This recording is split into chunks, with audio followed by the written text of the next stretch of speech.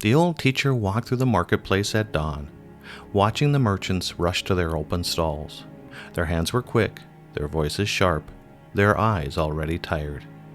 He paused beside a young man stacking grain and asked, "Tell me, when your work is done, what will you have gained?" The young man shrugged. "Enough for today, I hope." The teacher nodded. "And tomorrow?" "Tomorrow," the young man said, "I start again." As the sun climbed, the teacher wandered on.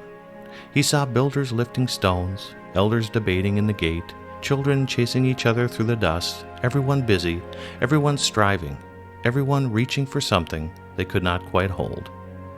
That evening he sat alone and whispered the words that had followed him all his life. Meaningless, meaningless, everything is meaningless. Not as despair, but as diagnosis. He had seen the cycle: work, worry, pleasure, pain, gain, and loss. And he knew how quickly it all slipped through human fingers, like wind and like breath. Yet he also knew the wind that slips away is the same wind God gives.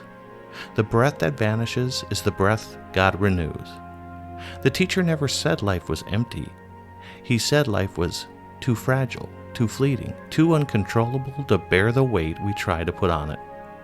So he pointed to a different foundation. Fear God and keep his commandments, for this is the whole duty of man. Ecclesiastes 12:13. Not fear as terror, but fear as awe, an anchoring reverence that steadies the soul when everything else shifts.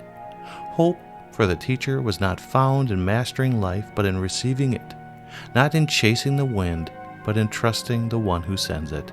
The story ends where it begins, with breath, God's breath.